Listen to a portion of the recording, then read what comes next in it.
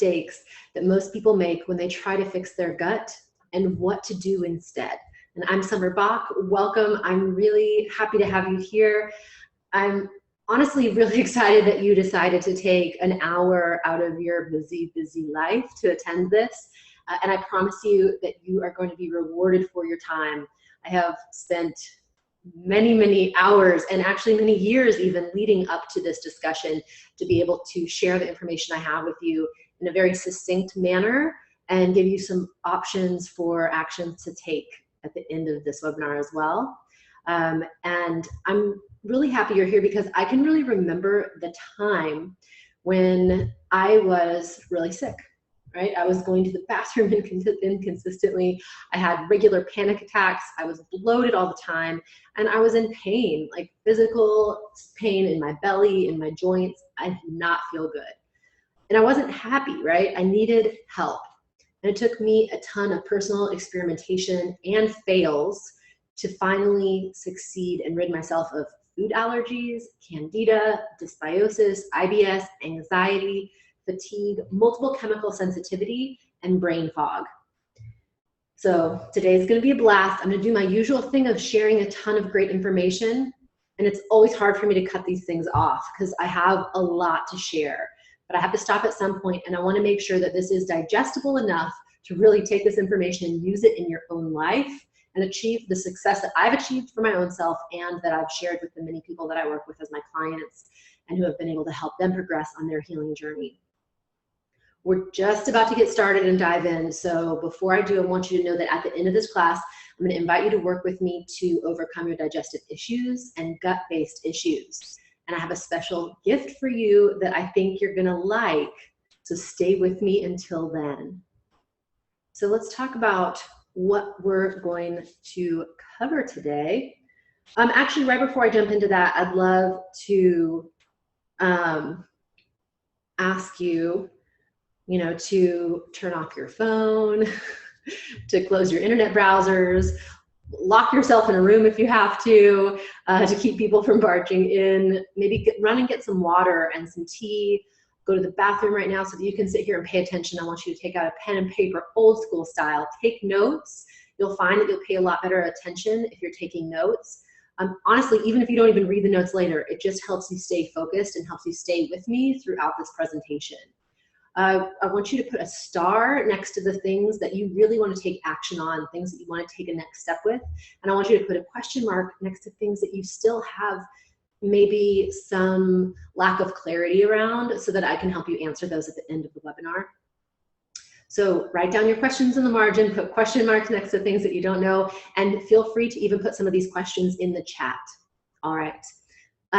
So what we're going to cover today is which things that you need to stop doing right now so that you can finally fix your health concerns that are stemming from your gut, how food and supplements are effective and powerful tools for helping ease your digestive problems, and I'll give you some info on finding out which foods and supplements to use, why belly fat clears up when you rebuild your digestion, the #1 thing that will lower or eliminate your use of over-the-counter medications, how a healthy microbiome can be your secret elixir to looking and feeling awesome, scientifically proven strategies, scientifically proven strategies for making your colon the happiest place on earth for probiotics to live so that you can lower anxiety and get sick less often. So 11 years ago, I was standing on the corner of the street with pollen gusting through the air so thick that the wind literally looked yellow. My eyes were puffed up. I had food allergies, I had multiple chemical sensitivity, I had rashes, I had hives, eczema, IBS. My digestion was just back and forth. It, fluctuated, and it was really uncomfortable most of the time. I had a lot of anxiety about what to eat, mostly because I would eat food and then I would start having a reaction and I didn't know what was causing the reaction. So over time, I developed a lot of anxiety, knowing that I wasn't sure what was going to cause me to feel bad when I started eating. I had a lot of panic attacks. I would wake up in the middle of the night with my heart racing 188 beats a minute. And I had ADD and I felt really unfocused. I had a lot of brain fog and in general, I was miserable. I mean, I really felt like crap all the time. And I was really obsessed with like food and what I was eating and packing my food. And I just didn't feel like I could live a normal life. I couldn't go out to eat with my friends without having to like really pay attention to ordering, or just being really ashamed that I had to order things special. And it was just a super stressful time in my life as well. So I went to the doctor again. And you have to understand, like, I've already at this point been trained as an herbalist, trained as a health coach. I'm working with clients, and I'm still suffering. It's just something that I'm dealing with, even though I'm able to help other people, because my issues were just pretty darn bad. So I'm going to the doctor again, and she looks at me and she goes, "What are you doing here?" And I'm like, what do you mean? She's like, "So here's what's going to happen.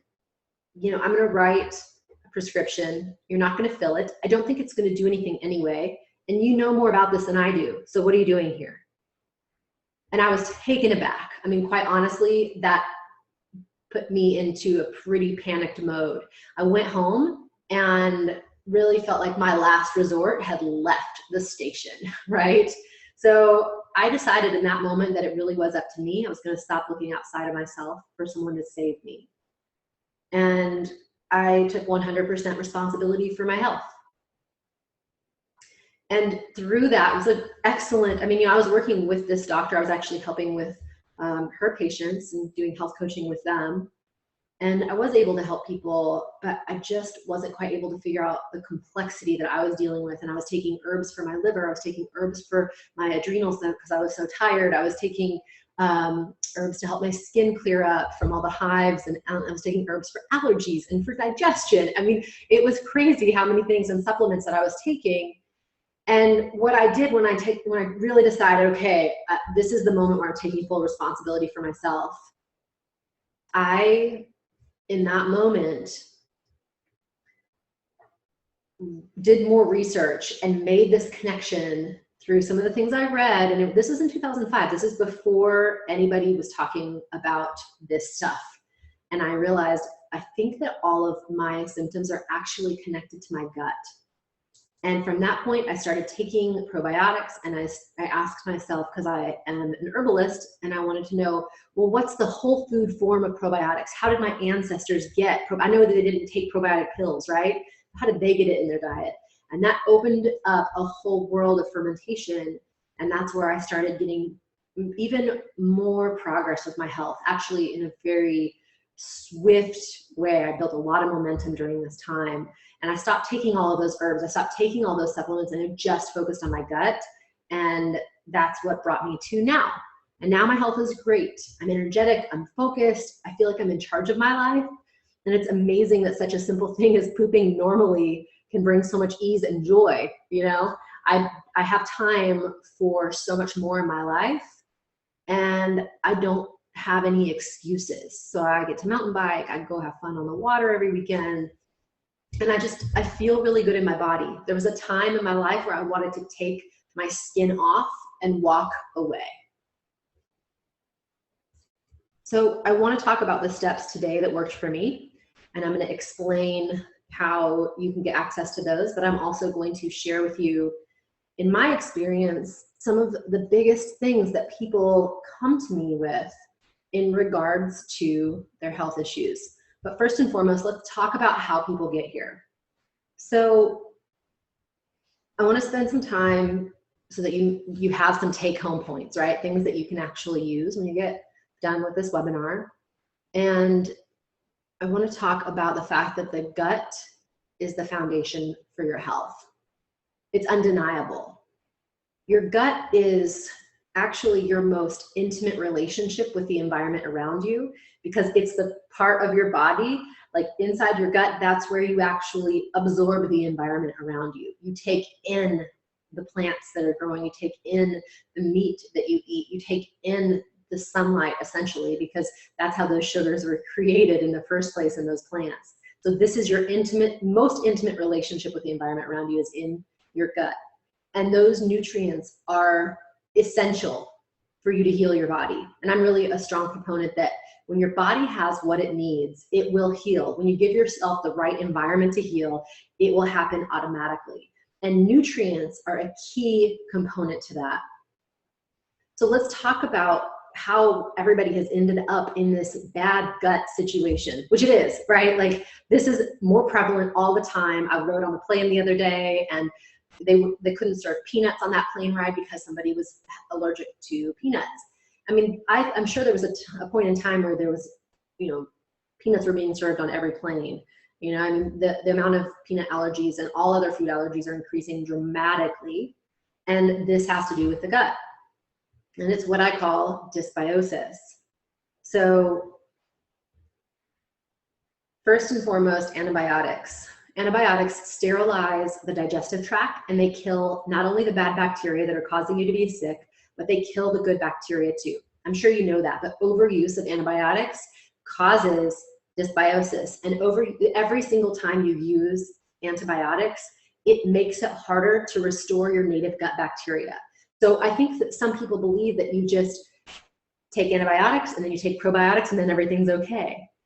But I'm going to enlighten you today with this whole concept that talks about why it's harder to get your natural habitat built back up after taking antibiotics. Also processed foods, because processed foods don't have any nutrition in them. They're very refined and they feed a lot of bad bacteria. And then stress. Stress is a biggie. For people who were formula fed, who never were breastfed, they actually didn't get exposed to the healthy probiotics in breast milk from a very young age. And so that can actually set you up to never have a strong gut from the very beginning, a strong bioterrain. And I'll talk to you in a minute about what that means. So those of you who were C-section babies, and again, you didn't pass through the birth canal, and that actually limits your exposure to bacteria and to all these probiotics from your mom that cover your skin, that get in your nose and get in your ears and like start that inoculation process from the beginning, as well as trauma. So trauma is a big one. Not many people talk about that, but trauma has a major effect on your gut. And, whether that is like somebody moving or having an intense breakup or some sort of physical trauma or chemical exposure or mold toxicity. These are all forms of trauma. And in a sense, trauma is also a form of stress. And gut microbes respond to our stress hormones and to our neurotransmitters. And this can cause an imbalance of bacteria that can exacerbate or trigger gut-based issues.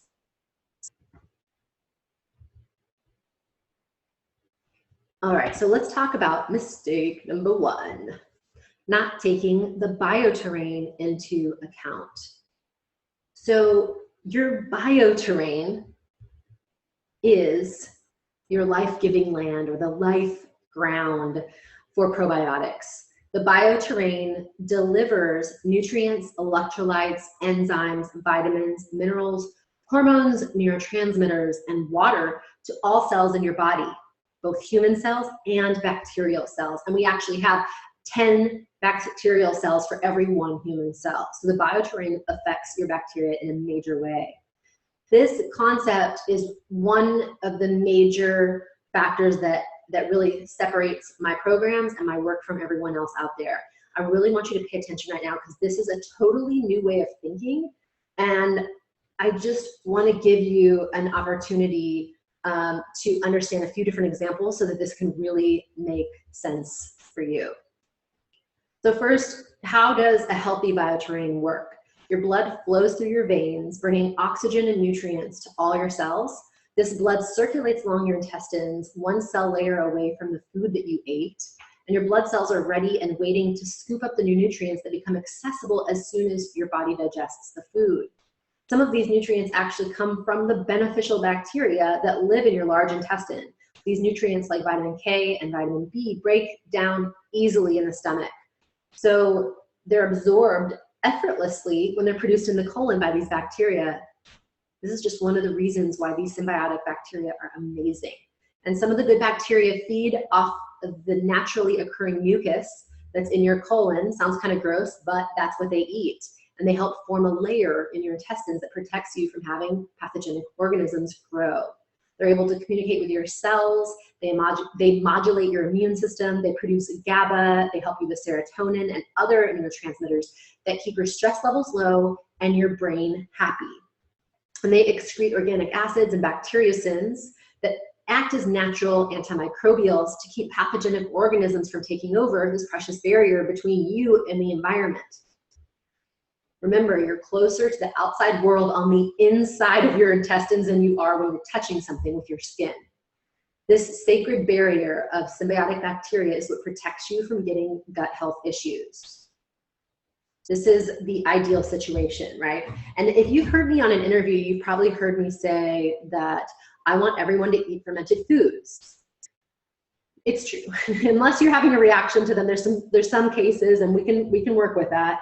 But I really want people to eat fermented foods, and I also want everyone to ferment on their countertop at home at least once. The reason is because you'll get firsthand experience with the concept of the bioterrain. A simple way of talking about what the bioterrain is to think about the environment. So like the word environment essentially is very similar to bioterrain, but I want you to really think about this in terms of not just any environment, but the life-giving factors of that environment. So when making fermented vegetables such as kimchi or sauerkraut, it's common to chop up the vegetables, add salt, stuff it in a crock, and the salt pulls all the water out of the veggies, which creates a brine. That brine sits on top of the veggies, and that keeps the oxygen out. This is an anaerobic environment.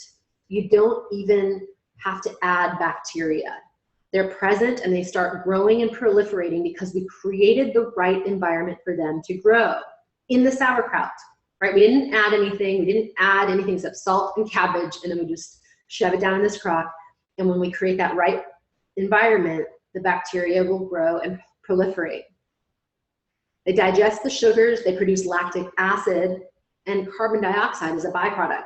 And the lactic acid is what gives ferments their sour flavor, and the carbon dioxide is what makes it slightly fizzy. Now here is the fascinating part to me. I mean, this is the part that just, my goal with this webinar is to blow your mind, because my mind is being blown, even though I already know these things, I've already learned them, and it still blows my mind to this day. Lactic acid is a natural antimicrobial that kills off the pathogenic organisms, and in this case, foodborne illnesses. So those are killed off by lactic acid. So the probiotics that are growing in the ferment are actually keeping you safe because they're very competitive. They don't want bacteria to grow near them. This is a strategy that's employed by many, many organisms. One example is the chaparral plant. It's a desert plant. Its leaves drop in the soil or in the like deserty soil around it, and the toxins from inside those leaves will prevent other vegetation from growing, which helps this desert plant take up more space and not have to share water and resources and nutrients in the soil. So the fact that these gut bacteria and these probiotics in the sauerkraut are very competitive is to our advantage. This means that inside our body, they're so competitive that they're kicking out all the bad bacteria that shouldn't be there. That's how we maintain a symbiotic relationship with them. All right, so part of what makes lactic acid antimicrobial is that it's acidic.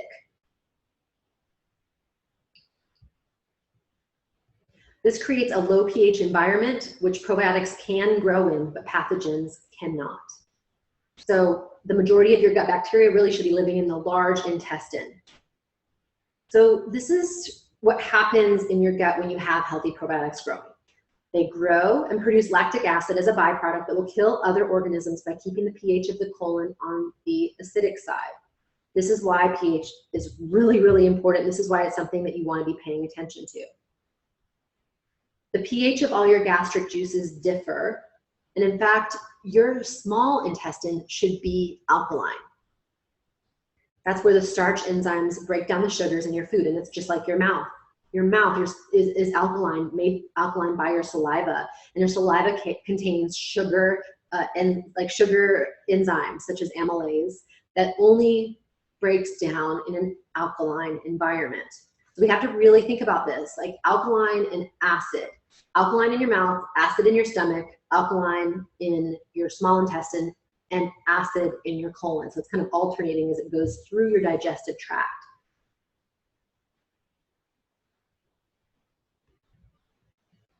The most important concept to understand about your bioterrain is that when you have happy probiotics, they nourish the bioterrain. They create the vitamins B and K, short-chain fatty acids, and molecules that communicate with your intestinal cells. This causes you to stay healthy.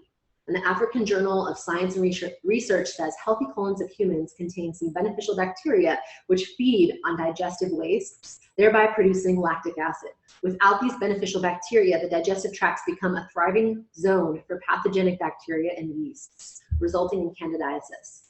However, it is suggested that the consumption of lacto-fermented sauerkraut could help reestablish lactobacilli. When the bioterrain gets wrecked through one of the various mishaps I mentioned earlier, you end up in a downward spiral. This is one reason that it's imperative to rebuild your gut properly after each round of antibiotics.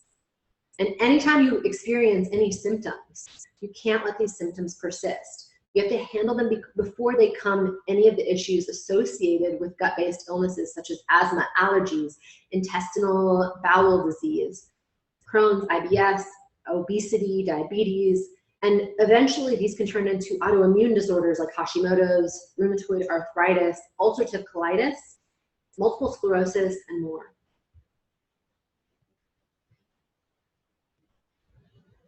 You could eat what you think is healthy, take all the right supplements, meditate, and really wish for your gut problems to go away. But until you understand the science behind this, you'll stay sick. Scientists fed a morbidly obese man a special diet to inhibit a certain kind of bacteria that they found in his gut that they associated with obesity. And they found that he lost 29% of his body weight in 23 weeks with no exercise at all. So just by changing your bacteria, you can change your body fat percentage. So what I find interesting about this as well is that this is essentially this concept of bioterrain. This man changed his bioterrain. He made it possible, well, he made it impossible for this bacteria to grow. He set it up, it's like, that's the thing about bioterrain, it's a life-giving land.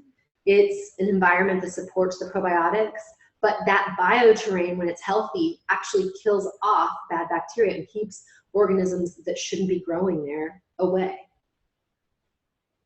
All right, let's talk about mistake number 2. Let me introduce you to taking the wrong supplements and over-the-counter medications.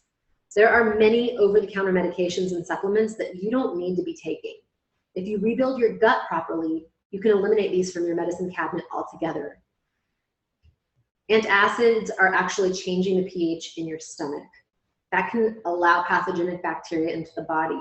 Overuse of these products can actually inhibit the absorption of protein and minerals that requires a strong pH, like a strong acidic pH environment to fully digest. Plus, the stomach is a sterilization pouch. There shouldn't be bacteria in the stomach, and so all the acids actually will start to kill off these bacteria.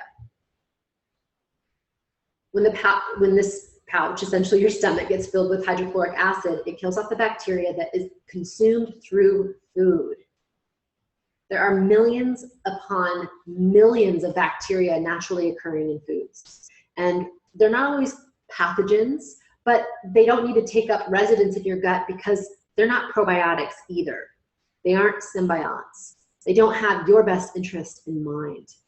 See, probiotics have your best interest in mind because if you're healthy, they're healthy and they want to live there. This is their home. So whichever bacteria or yeasts are predominant in your system are the ones with the loudest voices. Whichever ones are predominant are going to be communicating to your brain what food they want to eat. Probiotics love healthy, delicious foods. Dysbiotics love sugar, processed foods, alcohol, and they're going to keep telling your brain for more. Probiotics also help with the transit time of food, which basically means they help you poop regularly. So many people rely on laxatives instead to have regular bowel movements. Laxatives are often habit forming, and this is a huge aisle at any pharmacy that you go to. If you go to the drugstore, I swear the laxative aisle just keeps getting bigger and bigger every year. Laxatives are habit forming. Your digestive system becomes reliant, and that means having a bowel movement without that product becomes very difficult. And even some herbal laxatives like senna and cascara sagrada can be habit forming. People don't often realize how powerful herbs can be. And I know people who have taken senna and cascara sagrada every day for years without real. They're like, oh, it's herbal. I thought it was natural and fine. They're actually habit forming. Your colon becomes addicted to it, and you can't have peristalsis without it. And this is not ideal because over time it weakens it, and it actually can lead to some cardiovascular issues as well.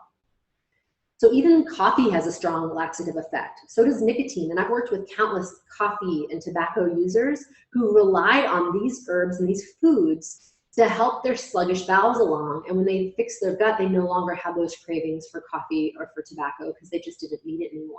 They're kind of in the self-medicating phase.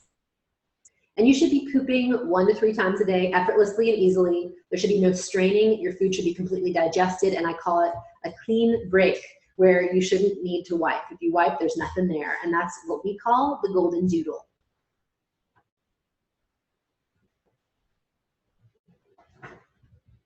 All right, let's just talk about some of the, I guess, some of the issues and concerns associated with some of the over-the-counter medicines. So approximately 106 Americans die from prescription drugs each year, according to the Journal of the American Medical Association. The deaths from over-the-counter meds are pretty high too. There are more people who die and are injured from Tylenol use each year than there have been in the last decade or more from supplement use. So pretty intense, actually. More than 1.5 million Americans are injured every year by drug errors in hospitals, nursing homes, and doctors' offices, a count that doesn't even estimate the own patient's medication mix-ups. And this is from Dr. Andrew Saul. He also says, on average, a hospitalized patient is subject to at least 1 medication error per day. So you need to have a strong gut so that you can function highly, not get sick, and avoid hospitals whenever possible. I want you all to be healthy. So some of you listening might not think that this applies to you because maybe you don't take medications at all. You only take supplements like probiotics, fish oil, adaptogens, or herbs. But the truth is I work with so many people who are struggling to completely fix their guts, and they're taking 40 pills a day. This is not uncommon. What's common practice, however, is to supplement the diet with all kinds of vitamins, minerals, herbs in an attempt to build up the body's nutrition. And this is akin to eating refined foods, right? When you take things out of context and you separate them and you refine them, such as a vitamin supplement, it will affect the levels of all the other vitamins and minerals in your body, and they actually have to get used up. Like certain stores of vitamins and minerals will get used up in order for your body to process these supplements that you're taking. I don't think supplements are bad. I just think it's important that people are making sure that they're not overdoing it or constantly taking supplements without really thinking about it or vetting their supplement intake. You know, recently, well, I guess, yeah, that's my experience, that people are not getting someone to vet their supplement intake annually or biannually, which would be my recommendation, to weed out any unnecessary supplements. Many people have taken responsibility for their own health, which is great. So they've made steps to take the things that they've read about, like fish oil or vitamin D. But if you're struggling with any gut symptoms, it's important that you get someone to go through your supplements and help you make the right choices. And I often recommend that people ask their doctors for specific blood tests to continue to check their levels to make sure that the supplements they're taking are still necessary, and so they can tell when they need to stop or lower them. Recently, I heard about someone's client who was struggling with their health, and he got his blood test taken, and he was drinking Monster drinks every day, you know, the ones with like the vitamin B12 in it, and his B12 levels were dangerously high. So let's talk about this in terms of probiotics, right? So what about probiotic supplements? So that leads me to the final common mistake that people are making when they attempt to fix their guts. It's thinking that fermented foods and probiotics every single day is enough. So probiotics are the queen of your body. They rule. Many people are taking probiotics to help with their gut, but a healthy gut has 300 to 1,000 different species of bacteria. And in fact, we find that the less amount of diversity that you have, that's when all of these issues come up. The more diversity, the less health issues we see. Most probiotic supplements have between 1 and 15 different species of probiotics, and that's it. And this just doesn't provide the diversity needed. You have to get your diversity from 2 main places, okay? 1, from probiotic supplements, ideally the whole food form, which is fermented foods, and 2, from the food you eat. So let me explain this. So let me start with number 2. So the American Gut Project is this really cool, it's this really cool project that they're studying what's living in people's guts all over the world, actually. And they have discovered that what you eat has a bigger impact on what kinds of bacteria grow in your system than what kinds of probiotics you take. So I really want you to get this piece. So let's talk about a compost pile. And I don't know if you're totally familiar with composting, but with composting, you basically utilize bacteria to create soil. That's what you do. And that's kind of what your bacteria are doing inside of you. You're utilizing this bacteria to create soil, aka poop, inside of you. So let's say we have 2 compost piles, and in one compost pile we put veggies in it every day for a year. And in this other pile we put meat and eggs in it every day for a year. And we mix it up and we do what we're supposed to make it turn into dirt. There's some very specific science behind composting. We're gonna do all of that stuff. At the end of the year, you're gonna look in here and you're gonna find 2 different microbial makeups, because you added different food to each one. Very different kinds of food, right? You have all this protein over here, all these nitrogen components, and over here on this side you have all of these like mostly fibers and things. So at the end of a year, you're gonna have 2 very different ones. So your food that you eat actually has a bigger impact than anything else. So the reason I'm telling you this, and the reason this is such a big mistake, is that people will eat whatever they want and take probiotics and think that the probiotic negated whatever they ate and made everything okay. And that's just not how it works, because those bacteria can't go in, hang on, and live if the bioterrain isn't actually a happy place for them.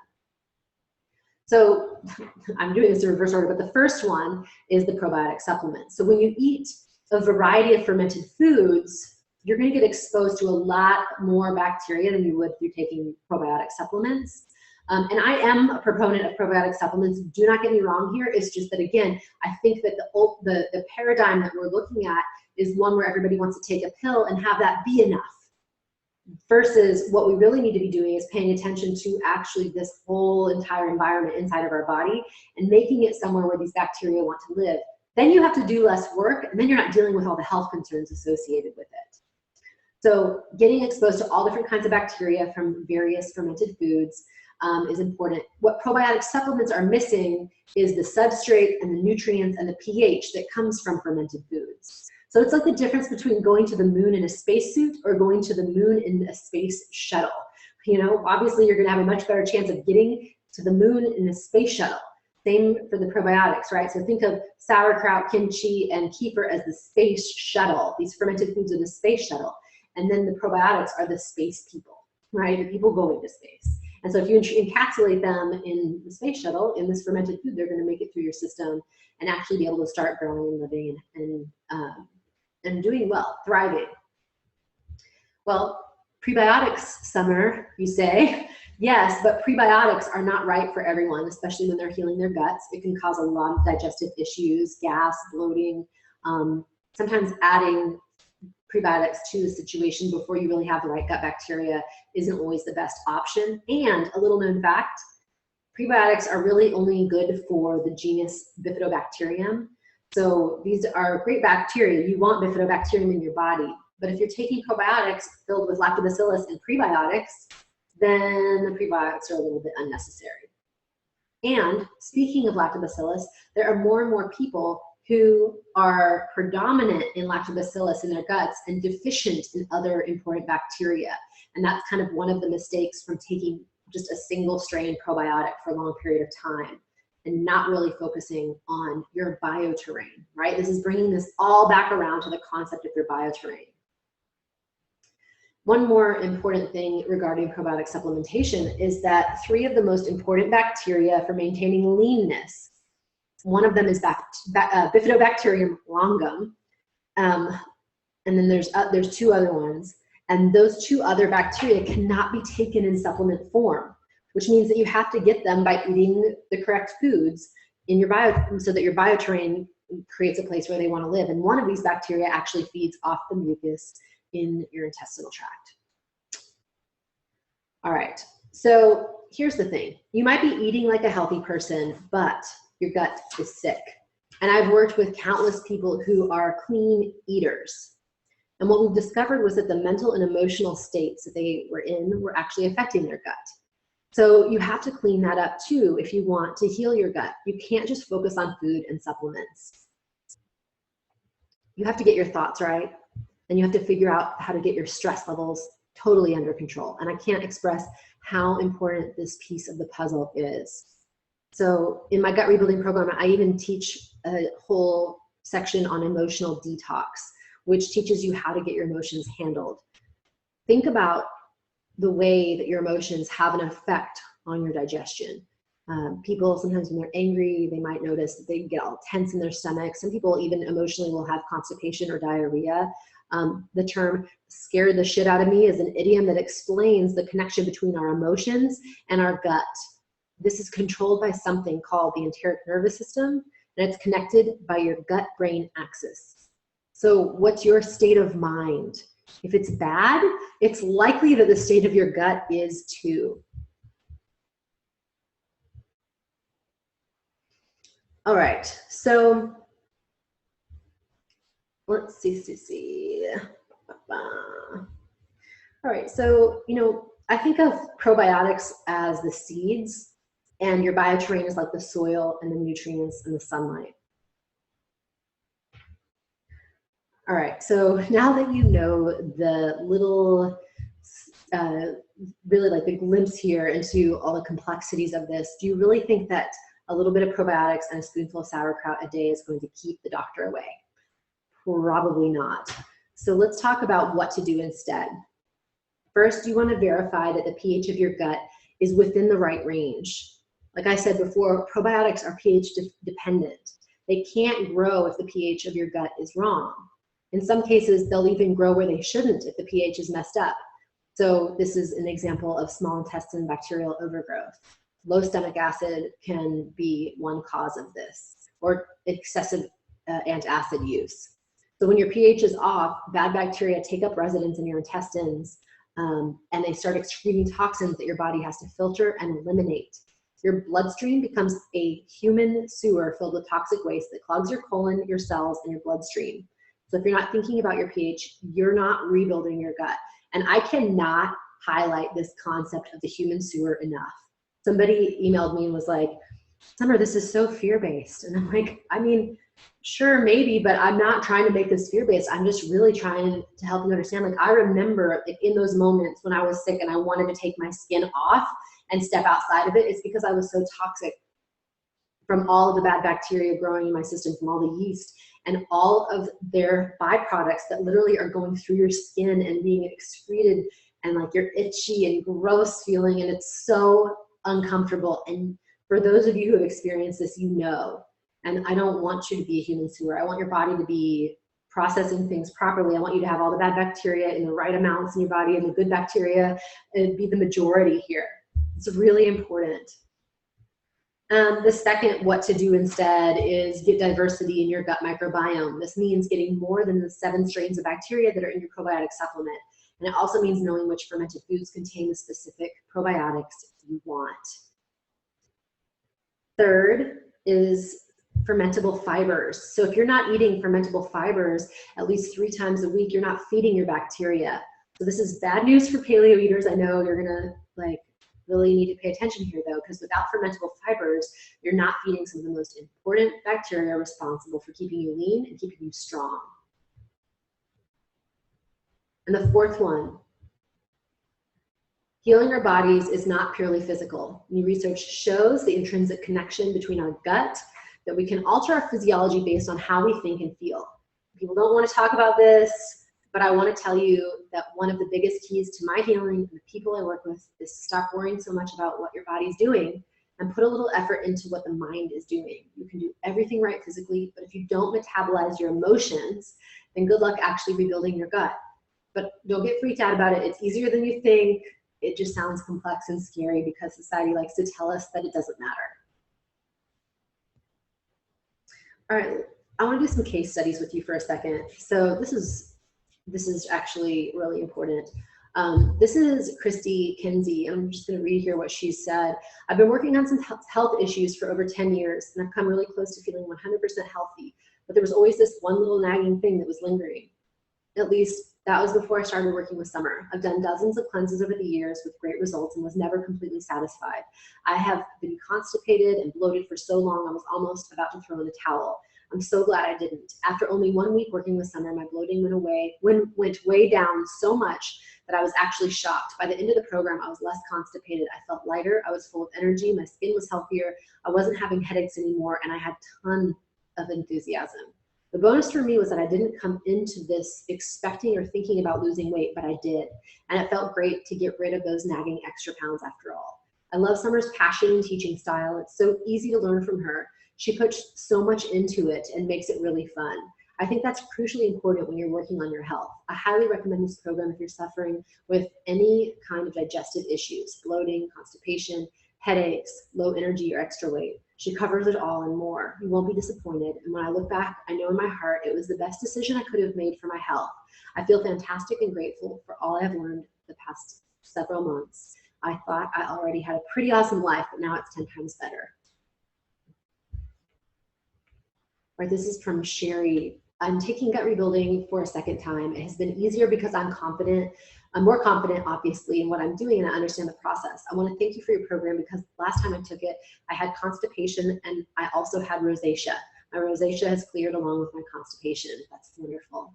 It is actually wonderful. Rosacea is very challenging for people to get rid of, and it's a very common gut-based illness. Rosacea is when people have flushing or redness in the cheeks where it almost looks like, sometimes it can be like broken capillaries and things like that, but it's a gut issue. And this is Karen Doche. You know what? I have to thank you. Gut rebuilding has changed my life completely. I've tried a lot of different things. I've done a lot of different diets. I've been very health conscious, but this past year I've been under tremendous stress with one of my kids and it's still going on. It just tears at your heart, but I can tell you I was going downhill fast and somehow I came upon your gut rebuilding program. It has been transformational. I was a basket case, literally a bundle of nerves. I'm on week 8 now, principle 8, and I've done 100% alkaline for 8 weeks. That is big. That is big. All alkaline has calmed my whole nervous system down. I'm clear, I'm focused, I'm sleeping fabulous. I'm not getting stressed, even though the same stuff is going on out here, and I'm able to remain calm. It's life-changing. What can I tell you? Thank you. I've never had another program that came close, and I've done psychological stuff, spiritual stuff. This is physical and it's real. It really goes all the way to your nervous system, which is exactly what I needed right now. I love to learn. I just love to learn new things, especially about health. I feel too good. I feel too darn good every day. I feel great. So I would like, basically the last 45 minutes here on the dot, I've been sharing the ins and outs of the mistakes and what you should be doing instead to rebuild your gut. Science behind this is gaining more and more momentum. When I did this on myself, none of these studies were available. So I didn't even have that kind of confirmation that we have today. We have so much more confidence in this work. I had to trust my gut and I had to follow it all the way to healing. I shared 3 examples of people just like you and me that were able to use this information to their advantage to overcome their gut-based challenges. Now I want to do the same thing for you. I'd like to invite you to work with me to get this handled together. So I want to introduce you to gut rebuilding. Gut rebuilding is an 8-week guided journey into uncovering the exact reasons why your gut is screaming at you in pain and why you're suffering with allergies, fatigue, stress, or any of the other issues that are dragging you down. At the end of 8 weeks, my goal is for you to not only feel like a totally new human and like your gut got a full upgrade, but that you will now be empowered to keep yourself and your loved ones healthy and happy. The Gut Rebuilding Program is here to help you clean out and build your bioterrain so it can support the symbiotic partnership of probiotics, ensuring a strong immune system, calm and efficient digestion, and natural energy levels. It's designed to tackle the root cause of illness so that you can prevent and reverse gut-based illnesses and symptoms such as food and environmental allergies, diabetes, rosacea, candida, yeast infections, brain fog, skin problems, itching, hemorrhoids, IBS, and many other issues. Gut rebuilding has helped my clients get clear about what foods to eat so that they can properly feed not only their bodies, but also feed the probiotics responsible for your weight, vitamin B and K, short-chain fatty acids, immune modulation, and happy moods. And gut rebuilding will teach you how to fix your gut using food, emotional detox, herbal medicine, supplements, proper probiotics, the right fermented foods, and correct eating techniques. Gut rebuilding also shows you how to cleanse your bioterrain of the toxins and bad bacteria that are turning your bloodstream into a human sewer. It sets your body and liver free from toxins left over by alcohol, drugs, and environmental toxins, probably why you'd trade your left kidney for a nap somewhere around midday. It lets you feel like your life doesn't revolve around that fast-beast sugar, and that type 2 diabetes isn't just one cinnamon roll away. It gets you in touch with who you really are when you're not cranky and tired. Helps you age peacefully and not prematurely like your ancestors may have. And it gives you the freedom to be truly healthy while avoiding diseases or reversing them like so many clients of mine do in this program. Okay, so really quick, I want to say one quick thing. So my dad did this program a couple years ago, and it was amazing. When he had diabetes, he had high blood pressure, and he was on medication for both. And during the time that he was on gut rebuilding, he lost quite a bit of weight, and he wasn't trying at all. He just learned how to eat foods that were really feeding his bioterrain. And he cut his diabetes medication by 3/4, and he almost went off his hypertension meds, but still just takes a little bit. So that was really exciting. Honestly, it was kind of unexpected, but really one of probably the biggest highlights that I've had in my career, to be able to help somebody who I love so dearly. So let me tell you what gut rebuilding is. So gut rebuilding is a virtual program. You get 8 audio trainings, 1 for each of the 8 principles of gut rebuilding, and everything's recorded so that you can listen anytime, any place, and you can even download everything for lifetime access. Twice a month, you're gonna get on the phone with me or one of my coaches and all the other participants for a live Q&A coaching call so that you can get your questions answered personally. And those calls are recorded too, just in case you can't make it. I also have a gut rebuilding digital handbook. This is at least 77 pages long. It keeps growing, so I'm not sure how long it is now, at least 77 pages. And you can skim through the material quickly and easily if reading is your style. I've really, in all my programs, I focus on all different learning styles. I understand that some people are auditory, some people prefer to be able to look at it, some people want it tactile in their hand, highlighting, so you can print that digital handbook off and have it in front of you in your kitchen. It's great. And I also have a private Facebook group where you can engage with other gut rebuilders in a supportive environment. If you've ever been in any of my programs, you'll know how smart, active, and supportive my private groups are. And I have a great mentor moderator who is going to answer all of your questions there in Facebook for you. I'm in the Gut Rebuilding Facebook, weekly answering questions and providing support as well. But you'll have an even stronger built-in network of support than if you did this on your own. Many people who join Gut Rebuilding are health coaches, wellness practitioners, or health nerds just like me, so you can guarantee lots of great conversation, recipe sharing, unique tips for healthy shortcuts, and enthusiasm. And for those of you who are just starting out in this field, you're going to have a lot of support from some of these people who have been doing this for a long time. So it's a really great community, whether you're a newbie or whether you're advanced at this. The community support really is one of the biggest indicators of success or failure. You could learn all this information on your own, but countless studies show that the power of a group to keep you accountable makes a huge difference. I'm sure you've experienced this for yourself on some level. The Gut Rebuilding program is easily accessible from any computer, and it starts when you register. Once you enroll, you'll get instructions for how to get immediate access to the private resource library, the handbook, recipes, Facebook group, and how to join in on the live Q&A calls. And it's the perfect length of time. 8 weeks is doable for anyone and is long enough so that you can still see real results in your gut health. All right, so let me talk about what this is.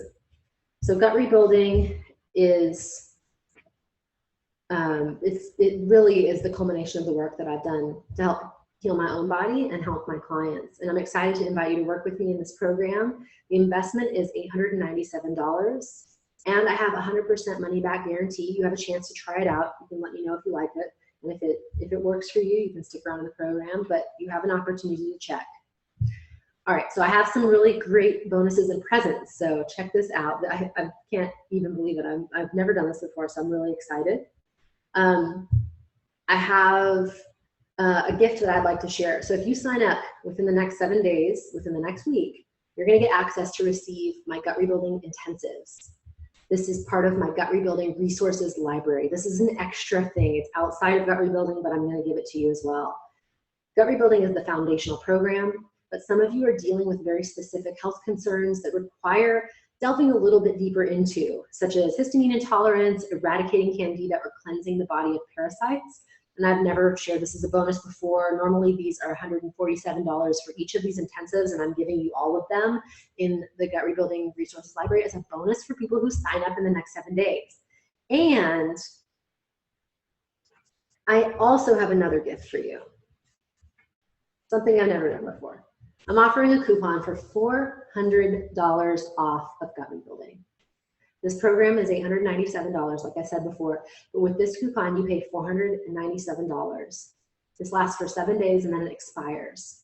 So remember, this is a limited offer. It expires in exactly 7 days from now, which then brings the program investment from $497 back up to the regular price of $897. There's a payment option for those of you who want to stretch it out. You can pay $185 a month for 3 months. And that includes a 10% financing fee, an administrative fee. So the full pay is $497. It's the best deal, but you still have that option to finance if you want. Back when I was figuring out the steps of gut rebuilding on my own, by experimenting on myself and experimenting with all the different things and options out there, I had spent so much money on supplements and cleanses and doctors, and I really would have only been able to do this program with a payment plan. All right, so everyone, thank you so much. Go to gutrebuilding.com/VIP to get access to this special coupon page that includes the Gut Rebuilding Resources Library. So let's see, once you sign up, you're going to be able to get access to the program. You'll get login information, all the intake forms and all of that. But I want to jump into some Q&A for a little while. So go check out gutrebuilding.com/VIP. And for those of you who have been writing down your questions, starring your action steps, I would love to hear from you in the chat. Tell me what you're thinking. Tell me what you enjoyed. Ask questions. Want to spend some time just going through all the different things. So gutrebuilding.com/VIP. I saw that there might be a question there. All right, so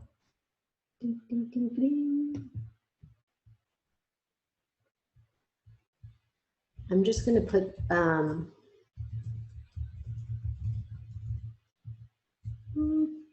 that here too for you all in the chat box in case you want to click there. It has the link to go to the Gut Rebuilding special site. So Marisol says, please talk a little bit slowly. I try to talk slowly. It just, sometimes I get excited. Bly says, what do you think of enemas in the process of gut rebuilding? Let's see the link. Let me just double check and make sure this should all be live.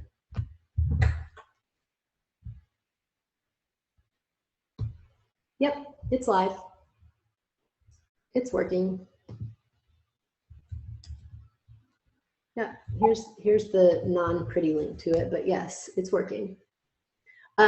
So what do I think of enemas in the process of gut rebuilding? Honestly, I think that enemas are something that you have to use from time to time when you haven't figured out constipation yet. I've had to use enemas as a way to go when my body was so stopped up. So I do think it's a helpful tool to have in your back pocket, pun not intended. But I just really think that you want to try to get away from it as much as possible. Like ultimately, you really want to be able to be, having regular bowel movements with no issue whatsoever. and not have to rely on something like that. But you don't want to be going for like 3 or 4 days without going to the bathroom. And sometimes you just have to get things moving. But, you know, if you're doing enemas, honestly, there's a few situations where there's exceptions. I know people who are on various cancer like regimens that have to do enemas and things like that. Do what you have to do for very specific protocol. But in terms of everyday life, I really don't want you doing enemas even like once a week. I want you to do them only when you're cleansing, and only when you're like, maybe like for a 2-week period, if you're doing a cleanse and you're changing what you're eating, or you're going on like some sort of shift in your diet, you may need to like use that as a booster. Larissa says, how do you determine gut pH? Well, there are, so in the gut rebuilding program, I do several pH tests with people that you can do at home. There's some saliva tests and urine tests that are pH tests. And those help us start to get a picture of how much minerals your body has access to, so that you can have the right pH in your gastric juices. Because when your saliva's off and your urine's off, then we know that these other gastric juices are going to be affected as well. But the ultimate way that you can tell your gut pH is by doing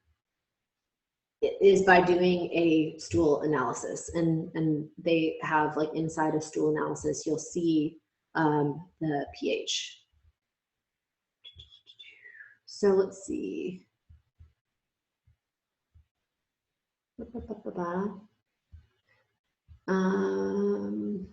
Nicole says, is there any reason this would be inappropriate during pregnancy?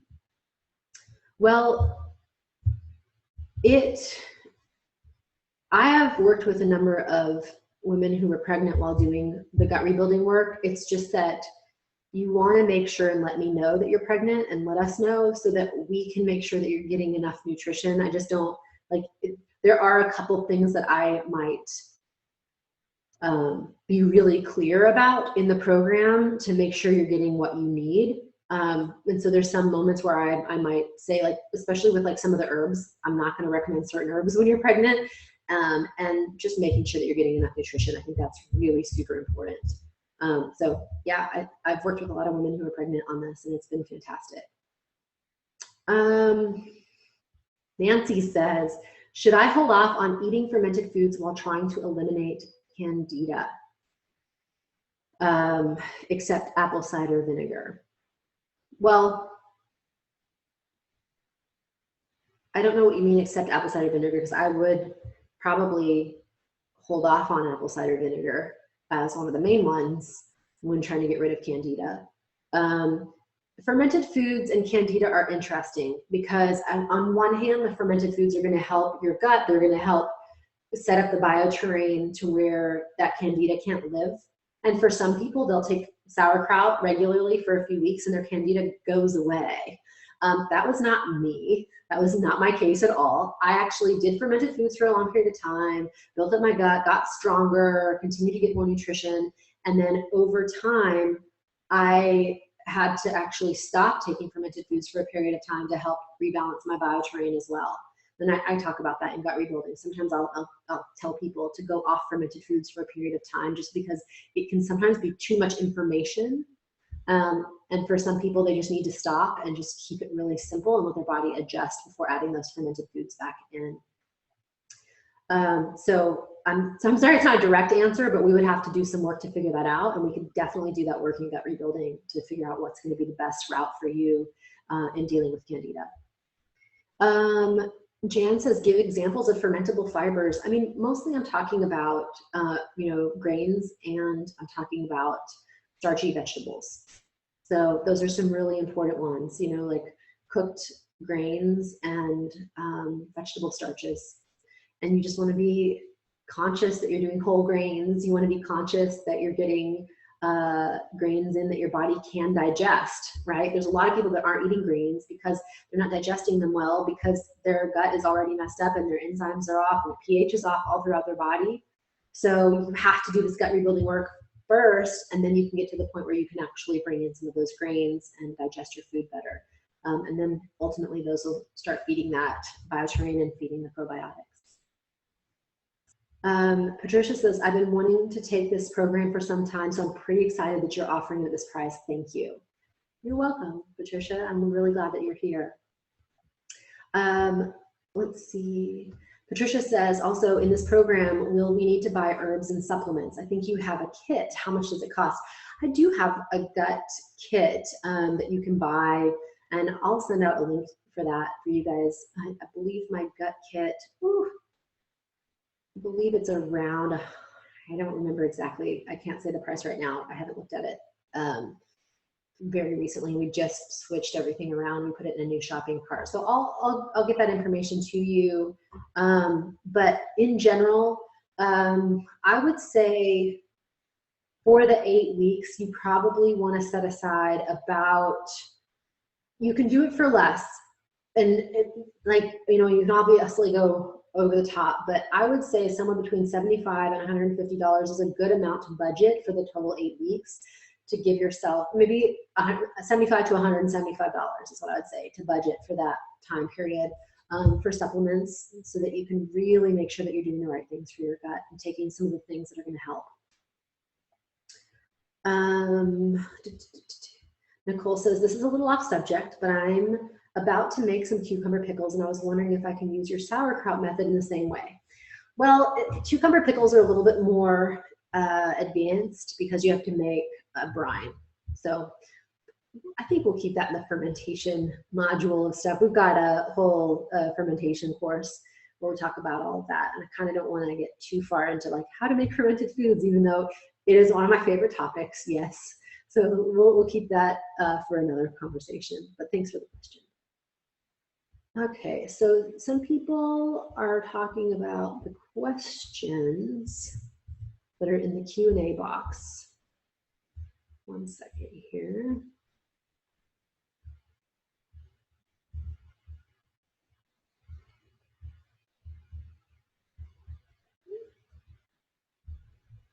Let me just see what, I can't see a Q&A box. So it's cool that all of you guys can see it.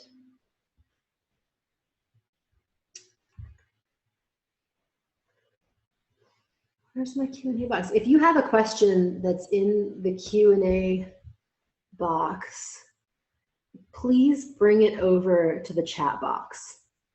And Kimberly says, ditto to Patricia. I've been wanting to take this program for some time, so I'm really appreciative that you're offering it at this lower price. You are welcome. I'm really excited to have you. I'm excited that you guys are going to have an opportunity to take this program. Becky says, what if I have SIBO? So we talk about SIBO. I work with a lot of people with SIBO, and there's some interesting protocol out there. In general, my method for dealing with SIBO tends to be the more natural route. I have a hard time going, well, I'm not a doctor, so I can't prescribe antibiotics, but I have a hard time because I've worked with so many people who have taken multiple rounds of antibiotics, to get rid of SIBO and still haven't gotten rid of SIBO. And I've seen a better effect from really focusing on food, focusing on the emotions and stress, focusing on getting the pH right. Like that's been probably the biggest ones. And so herbs can help with that too. But I'm gonna be honest, I mean, Becky, this is one of those things where, you have to look at what caused the SIBO. Like, why is it happening? What started it? And you have to go to the root of your health issues, and knowing what caused it, knowing what that instance was, is going to help you unravel, and work backward. But I'm happy to help you. I mean, I think it's one of those things it's really good to consult with, and you can do that in the group Q&A calls and gut rebuilding. Is it possible, Teresa says, is it possible to heal Candida without prescription meds? Yes, I did. Yes, and I have a couple times actually. But yes, you can get rid of Candida with herbs and dietary stuff. And then Keys says, do we get any personal one-on-one time at the beginning? There's no one-on-one time included in the gut rebuilding program, but I do have an option for people to pay extra for one-on-one sessions with me if they would like. But during the live Q&A calls, there's 2 per month. You do have, you'll get a chance to ask questions, and it is one-on-one time between you and I, but in the group. So it's not, we don't get to talk the whole time. If there's other people on the call, I'm going to be like going around and around to each of the other people in the group. I think I've only had like 1 or 2 times where there was only one person who showed up for the live call, and I was like, you are the lucky one, because they got a private session that day. But usually there's more people, and so I try to split up the time as reasonably as possible. Keys says, is this a diet that eliminates all coffee and alcohol and meat?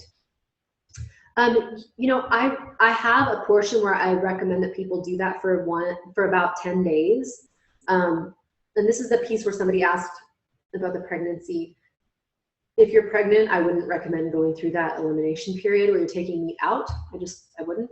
There's a 10-day period where I do recommend taking those things out. But ultimately, the answer to that is not in the long run. You know, I mean, I still, like at this point now that I've gotten to a place where my gut is healthy, I eat meat with no problem. I'll drink alcohol from time to time, and I notice that it doesn't really affect me like it used to at all. It's very nice. Actually, it's nice to be able to enjoy a glass of wine and not feel the repercussions of that the next day. And then coffee, I think for some people, they have to eliminate coffee for a little while to help their body get into a state of what I call rest and restore, which is a state of healing. And it's hard to get into a state of rest and restore when you have a lot of caffeine in your system. But really, the gut rebuilding is not a very specific diet. It's more of a lifestyle, and it's about learning how to eat the foods that work well for your body. So my intention is to really help you learn what foods make you feel awesome and what foods make you not feel awesome. And this is different for everyone. And it's different for different parts of your life, you know? So, you know, it's just one of those things where depending on, I mean, there was times in my life where I did have to eliminate coffee, alcohol, meat, sugar, and a few other things for a period just to like get my body to do some healing work. But it really just depends on exactly what you're going through, and we can address that when we get into the program. Let's see. Larissa says, how does your approach compare with the GAPS or body ecology diets? Well, I would say it's a little bit, it has some of the components of each. So it's got, you know, I do recommend some bone broth, and I recommend fermented foods for people. And I'm not saying everybody has to eat bone broth, but I do teach people how to make it. And I think that for some people, it's a really effective way to build up some nutrient stores quickly. And it's a great way to get some collagen in. And for people who are very nutrient deficient, it's excellent, right? It's very easy to absorb the nutrients in bone broth. But I'm not doing the GAPS protocol. It's not something that I recommend. In fact, a lot of people come to me who've done GAPS who are struggling with high histamine levels or histamine intolerance. And so I work with a lot of people to help with that issue. And in terms of the body ecology diet, I'd say it's somewhat similar in terms of we address concepts about better digestion. You know, we talk about how the pH affects things. That's very similar to body ecology. And I'm friends with Donna Gates. I think she's a wonderful practitioner. It's just that I didn't find that diet worked for me. And so I kind of had to create something that was a little bit more both flexible and at some points a little bit more strict. And that was, I think that's kind of what I want to be really clear here. Like, healing is like going up steps. Every time you take a step, you're on that new step, you focus on that step, you finish that step, and then you take the next step, right? And we do that in gut rebuilding. And by the end of it, you're really going to learn the foundations of what you need to be doing every day in your life so that your gut is working the right way. You know, it's not about eating the same diet for the rest of your life. It's about healing your body so that you can move on, relax around food, and learn how to listen enough to where you're listening every day and you're like actually addressing what your body wants instead of living off of this sort of cravings roller coaster, which can set you up to be really sick. I mean, I was eating so much sugar when I was stressed and sick and full of candida. I was eating like, you know, pints of ice cream every night. And honestly, I still sort of have a sweet tooth because I ate so much sugar throughout my life. But I don't know, how do I say it? I like sweet foods, but I don't crave them anymore. And in fact, there's most of the time where I just am like, no thanks, I don't want that. And then every once in a while I'm like, you know what, something sweet sounds really good right now, and I'm able to eat it, and I'm able to feel satisfied from it and stop. And I guarantee you, I didn't have that interaction with sweet foods from the time I started eating food until probably just, a few years ago. Every point before that, it was like an out of control, almost addiction with sugar. I mean, it was serious and it was challenging. So, in that regards, it's like, they're different. It's different than GAPS. It's different than the body ecology. It's more of a lifestyle versus here's this strict protocol that you must do. It's like, no, let's practice how you eat. Let's change the way you eat every day so that you're eating properly, so that your body's relaxed, so that your pH is correct. And let's take these herbs and like incorporate these techniques that our ancestors have used with fermented foods and herbs to help assimilation, to help support that pH as well. This is like an ongoing tonic. These are the things that you do on a regular basis. How long are the twice monthly Q&A sessions? They are about an hour each. I think we have them posted at 45 minutes, but I usually go about 60 minutes.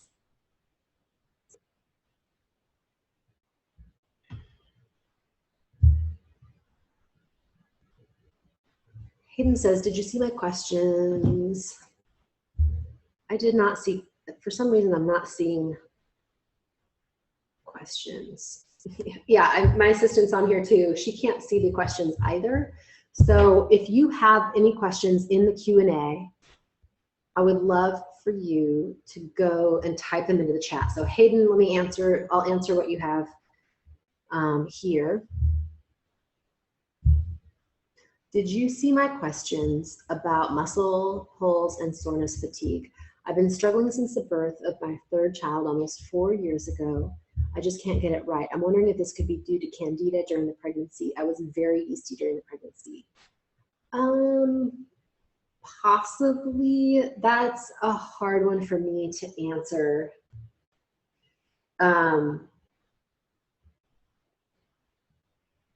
Yeah, I mean, that's a hard one for me to answer because I know so little about you in this moment.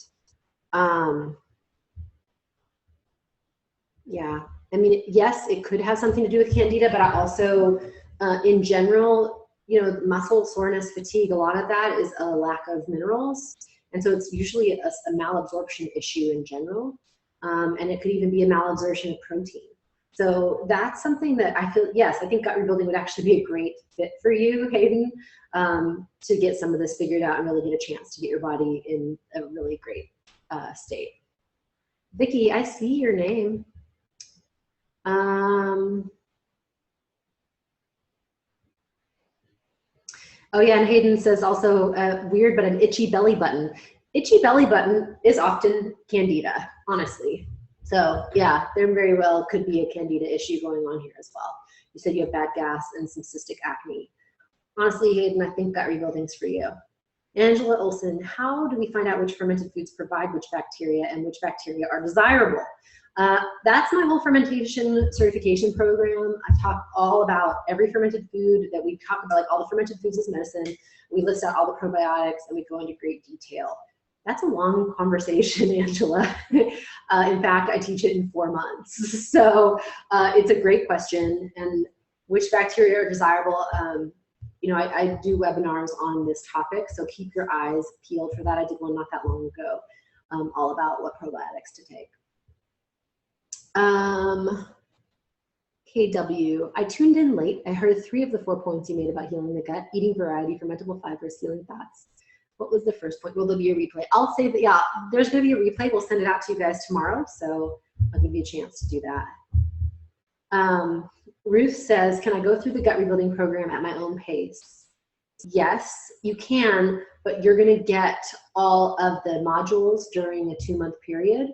And the Q&A calls that you get are going to be during that 2-month period, but you can continue to do that again.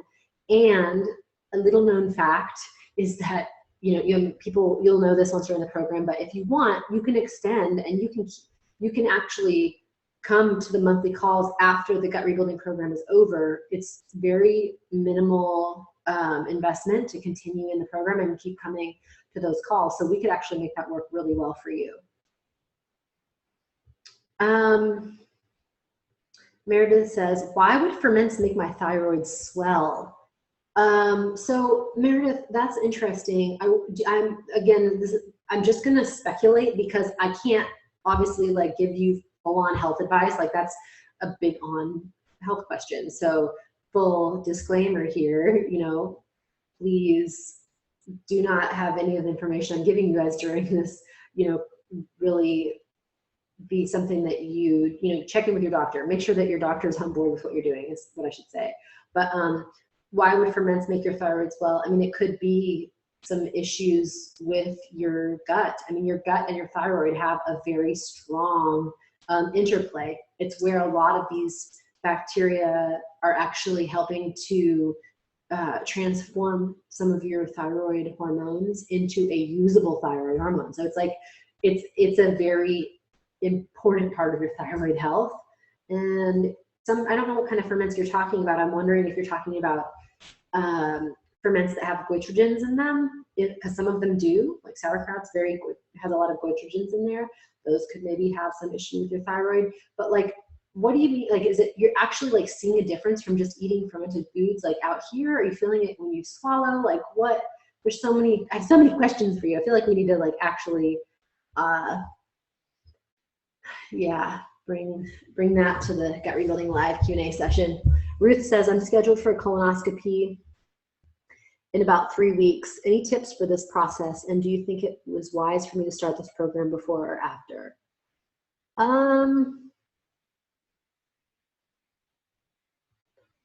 I think you just have to go with your gut on it. It shouldn't make a difference either way. I mean, they might, if you do this program first, or you start this program, you know, they might go, wow, your gut looks really good. You know, they might be very impressed by your insides. But honestly, it's not going to make like a difference in terms of the colonoscopy. Like, yeah, I wouldn't worry about the timing is all I mean. Vicky, I'm seeing what you're saying. Oh, well, not being answered questions. I'm not connected, right? I mean, I see what you're saying. I see your name. I just don't see the questions. You have to type the questions in for me. Switch to everyone. Like you guys have to make sure, I think that if you look at everyone, then I will get included in that. I think if you put all panelists, I may not, I don't know. But make sure you type it to everyone.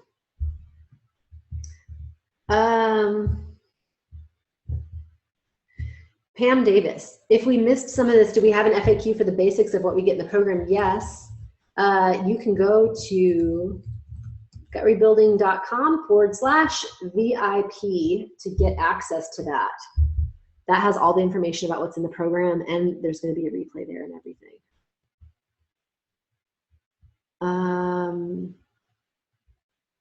Thank you, Cindy. Cindy also did that.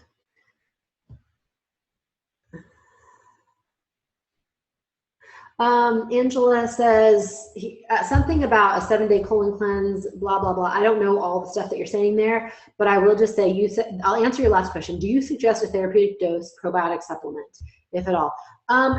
Sometimes, and sometimes I recommend taking more probiotics than you're used to for a period of time, because I think it can be helpful, and I actually detail out a plan for that in Gut Rebuilding. Pat says, I do feel like I have an out of control sugar addiction, but yet I also eat a lot of really good stuff.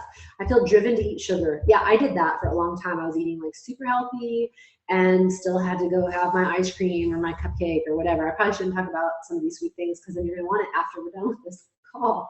But yeah. Yeah, thanks for sharing. That's definitely, it's either like a yeast issue or dysbiosis, sugar craving bacteria. Like you've got to get the right bacteria growing in your gut because they don't crave sugar.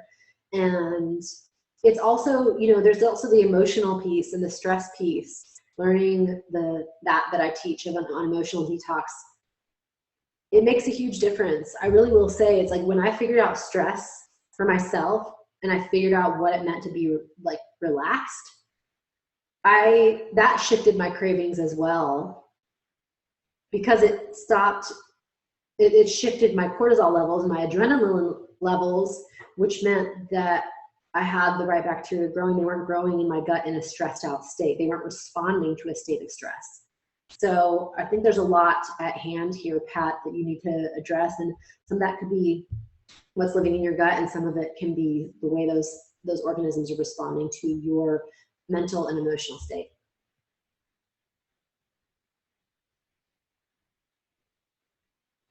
All right.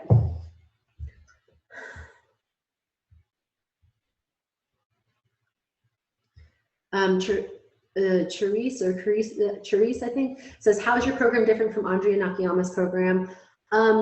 She has a digestive intensive. Her program is more geared towards practitioners who want to learn how to work with other people with digestive issues.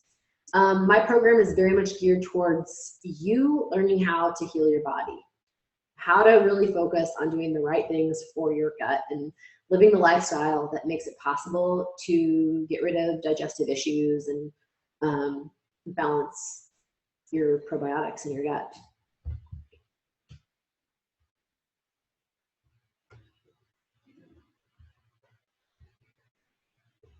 Cherry says, I had trouble catching what you were saying. I think about how SIBO develops. It was right after the cute illustration of the space shuttle. I think with SIBO, I was just saying that it develops when the pH, when you have the improper pH, it can develop from not having enough hydrochloric acid, taking too many antacids ongoing, and from not absorbing your nutrients well enough to where you're not getting enough hydrochloric acid production. It also, yeah, I mean, it's mostly pH dependent. So it requires having a high acidity in the stomach to really trigger that alkaline response in the small intestine that can keep these organisms from growing. Because, you know, bacteria can only grow in a small like pH range. And when you get too alkaline or too acidic, you can help kill off those organisms. And SIBO is also associated with motility, how quickly things move through the system. All right, Hayden says thank you, and I say you're welcome. Pat, I have been answering every question that I see. I've been going in order. Nicole says, can my husband and I use the gut rebuilding program at the same time? Yes, you can. I mean, this is what I say to couples. A lot of times people aren't going to want to pay twice for the same program, and I generally just recommend one of, like, you guys both go through the program together, and one of you will show up to the Q&A calls and kind of, you can ask questions for the other person. But yeah, I mean, that's because I know that that's probably what you're going to do anyway, just share it with them. So I'm just going to say, go ahead and share it with your significant other. I mean, but what I really want you to do is I want you to learn it for yourself. A lot of people ask me, like, can my kids do gut rebuilding? You know, what should I do? I really want them to change the way they're eating. And what I say for the most part is you do the work yourself, focus on yourself. And as long as your husband is interested in this, yes, have him go along with you. If he's not as interested, you do it yourself, you model it, you can share it when it makes sense, and you cook in this way that's gut rebuilding and start to just get that to be something that's valued in your household. Pat says, can I eat ferments if I have histamine issues? It depends. You can sometimes tolerate a small amount of ferments, but you may not be able to. When I had histamine issues, I had to stop eating ferments for a period of time. I stopped eating ferments for about 2 months. And there's been one other time when I had to eat less ferments for a period of time when I felt my histamine levels going up because I was in a very high stressed state, and I wasn't able to tolerate them for, it was probably like about 2 weeks, and I kind of had to lower it down. But I quickly handled that by handling my stress, actually, the second time. The first time I had to fix my whole gut microbiome. Second time I handled stress and still had the same result, which was to be able to tolerate fermented foods with no issue again.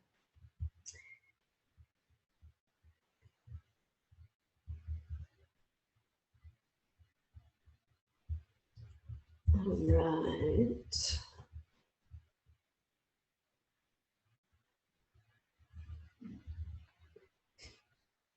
Thank you, everybody who's responding to other people. That's so nice. Hayden says, click everyone in the chat box for your questions to be seen. Vicky says, which fermented foods provide what probiotics? I cover that in fermentation certification program. You can find that at fermentationist.com. And yeah, that is a long topic. That's a huge topic. But in gut rebuilding, I will talk to you about what fermented foods you can take. I'll go through and recommend my favorite ferments.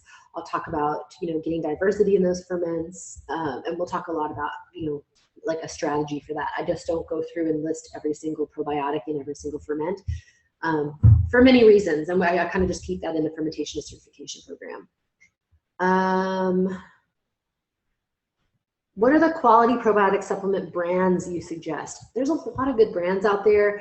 Honestly, one of the really inexpensive ones that I've seen good results with my clients is the PB8. I like that one. I like some Claire probiotics. There's a few different brands out there that are Claire Labs. I like Designs for Health, Seeking Health. Those are a few that stand out to me. BSL3. There's a lot. I go through the whole list in gut rebuilding as well. What's more important to me is that they're working well for you and that you're figuring out also how to get this through your food.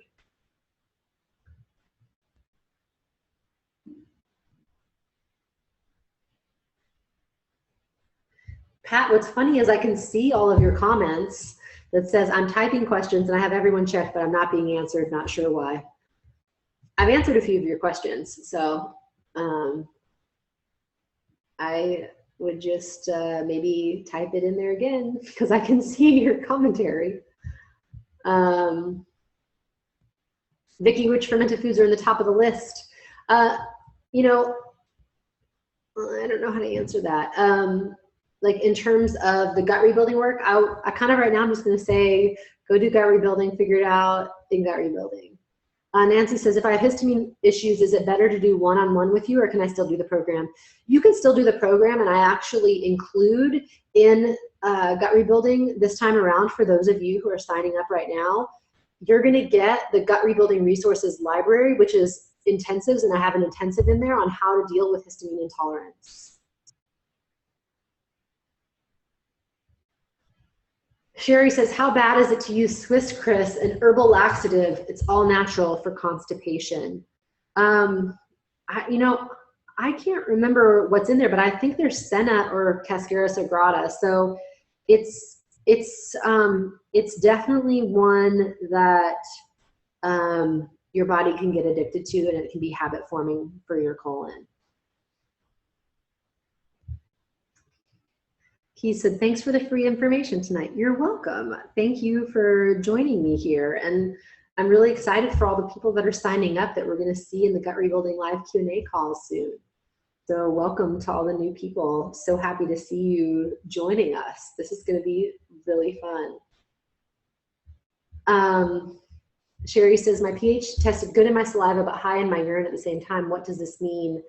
We have a whole section on pH and gut rebuilding, so I'll keep it to gut rebuilding to answer that, where we actually go in depth and I teach you how to check your pH, and we actually talk about those results. Ian says, any advice on a chronic stubborn Klebsiella overgrowth resistant to many therapies? Do you consider this a bad bug to have overgrown? I mean, from what the research shows right now, Ian, Klebsiella generally has some symptoms associated with it that aren't so good. So, yeah, I mean, it's not an ideal situation. for sure. And with all my clients who have Klebsiella, they're generally the ones that have some of the more challenging health concerns that we're dealing with. So I don't know what kind of therapies you've tried, but that sometimes Klebsiella is one that will die off if you get some good fermentable fibers in there for some of the other bacteria to come in and help kill it off. But this is something, this is where we get really advanced with it. This is where we need, I would love to see your results. Honestly, I'd love to see the lab results and just get a chance to see the overall profile, because there's so much I don't know without looking at that. Pat says, I do know I eat emotionally. That's when I eat the bad stuff, and also when I want the wine to relax. You know, wine to relax is not ideal for people who are stressed because it brings the cortisol levels up. Okay, I'm gonna give you guys the weirdest, strangest, but you probably like subconsciously are aware of this, but the less stressed you are and the happier you are, the more you can get away with. Stress is one of the biggest issues here. And I teach so much about stress and eating right and how to get your nervous system to actually relax. When you've been stressed for so long, you have to learn how to not be stressed. And when you're nutrient deficient, your nervous system can't relax. So you're literally stressed sometimes because your nervous system can't relax. It can't physically relax. You don't have the nutrients to cause it to relax. That is a huge problem. That was the big shift for me in terms of stress. I wasn't able to deal with my stress until my body had enough nutrition to be able to utilize the minerals to relax my nervous system. So yeah, I mean, it's one of those little catch-22s where people who are stressed are going to crave wine to relax, and then that wine brings their cortisol levels up and then makes them more stressed. They don't sleep as well. They don't go into as deep a sleep and get their rest, and it just exacerbates that situation. So yeah, I mean, I would love to help you get through some of this and get into a state of rest and restore so that you can enjoy wine and not have it be something that's taxing you or taking you down. Marisol says, what about our oral microbiome? Will the gut program help? Well, I mean, when you're focusing on getting the pH right in all of the fluids in your body, then you do help tremendously with the microbiome in your mouth. You help with the microbiome on your skin. That's why you'll see people with less skin issues once they've done the gut rebuilding work, because a lot of skin issues are either caused from the toxins being released through the skin or from the bacteria that are eating the junk, the bacteria that are growing on your skin and growing in places in your pores because the pH is wrong. And that pH is wrong when you have toxins coming out, when you have byproducts coming through your skin that shouldn't be there. That's the human sewer situation. So when you can clean all of this up, that's when you see a really big shift in all of your microbiomes all over your body. Therese says, thank you, you're welcome. Pat, since wine is fermented, so how does that affect the microbiome? Is it okay to eat fermented foods if you have a potential histamine intolerance? I answered that already, but the wine is fermented. A little bit of alcohol each week is supposed to help with the diversity of the microbiome in the gut, but it is important that that's not too much of a strain on your body, so you have to make sure you're in a good state of health to handle that. Wine is fermented, but it doesn't have any probiotics in it. There are no probiotics in wine. So that's kind of big, right? That's important to note. So like just because something's fermented doesn't mean that it's probiotic. And that's one of the biggest distinguishing factors. And we're going to talk about that in gut rebuilding. So, yep. Pat, how do I recover from histamine issues? Because isn't that related to being allergic or sensitive to everything? It is, but why are your histamine levels so high? You should be able to handle eating food that has histamines in it. You shouldn't be allergic to anything. It's not a natural state. It's a sign that your gut is imbalanced and you have something going on that shouldn't be. So I healed my histamine intolerance, and I have a whole intensive on this in the Gut Rebuilding Resources Library that you get when you sign up. What is a histamine problem? Angela wants to know. It's like allergies. It's essentially like watery eyes, red eyes, flushing in the face, runny nose, even just like postnasal drip or that clear, like kind of clear, it's not really even mucus. It's just like, it's almost mucus, but it's just like this clear watery situation coming out of your nose. Itchy ears, could be flushing and hives anywhere on your body, scratchy throat. And some people get it from eating fermented foods because there's a lot of histamines in fermented foods. So you get it from two ways. You can have a histamine reaction, which is a reaction caused because you have some sort of antibodies present for something that you're eating or breathing in, and you have a histamine reaction. Your body's like, oh my gosh, foreign invader, oh my gosh, like get this out. And so your body starts trying to flush, flush, flush, flush, flush. Or you eat something like fermented foods or avocados or something, tons of other things that are in your diet that have a lot of histamines in them, and that histamine overload fills the bucket, it overflows as a histamine reaction. It can also cause migraines, it can cause digestive issues, it can cause diarrhea, it can cause acid reflux and gurgling in the stomach, because there's histamine receptors all in your mast cells in your stomach, which also produce hydrochloric acid. So histamine issues are very much connected with the gut, and it's important to get it resolved. Nicole says, thanks for your time and patience in answering questions. You know, I love answering questions. I really do. I find that this is just like one of my favorite things, because I remember distinctly when I was really sick, and, you know, I would have absolutely just loved to have the opportunity to ask somebody questions about what was going on and have somebody pay attention to what I was struggling with and give me any kind of insight, any kind of advice. Like any little gem or golden nugget would have taken me a long way. And I did a lot of this on my own. So yeah, I think this is like, to me, I just want to offer this because I feel like this is something that I know would have made a world of difference and would have sped up the healing process for me by years and years and years. Let's see.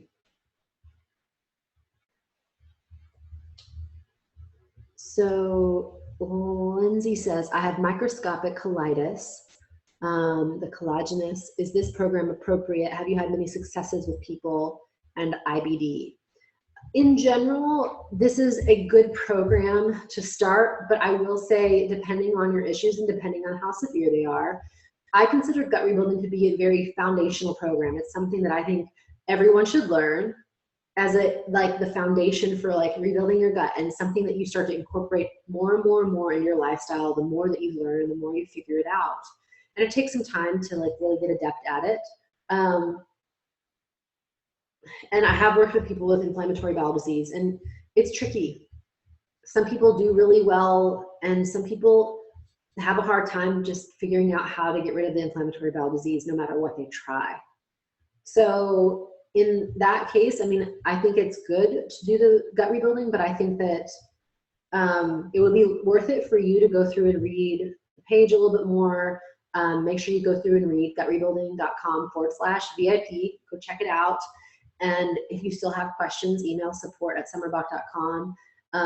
It might be useful for us to set up a one-on-one consult to just talk about how we might need to tweak gut rebuilding to make it work for you, because you've probably tried a lot of things. But ultimately, your gut health is imperative to solving and figuring out inflammatory bowel disease. And all the studies out there link inflammatory bowel disease to what kinds of bacteria are growing. And it's usually, you know, a dysbiotic situation. So yeah, I mean, I would love to see your lab results, stool tests, things like that, and we could talk a little bit more specifically about what to do. So maybe one-on-one, and I still think gut rebuilding could be a good option, but you know, maybe we even just start with a one-on-one and then really get clear if gut rebuilding would be the right avenue to take. But we could at least, I can, you know, send you in some good directions and help give you some good resources. Angela says, thank you. Pat Rose, do you offer any suggestions for getting the correct probiotics for overcoming the histamine issue? Yes, That is in the intensive in detail. I have a great handout that lists everything that you need, all the resources.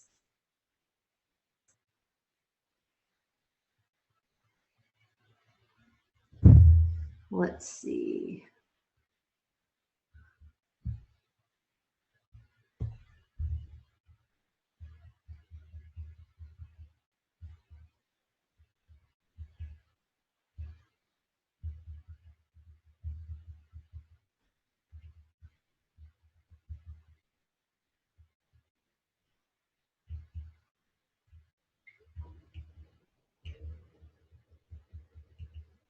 All right, I'm just checking in with my assistant here to make sure that we're good on time and make sure that I can access all these questions. It looks like I've got some more questions that I need to answer.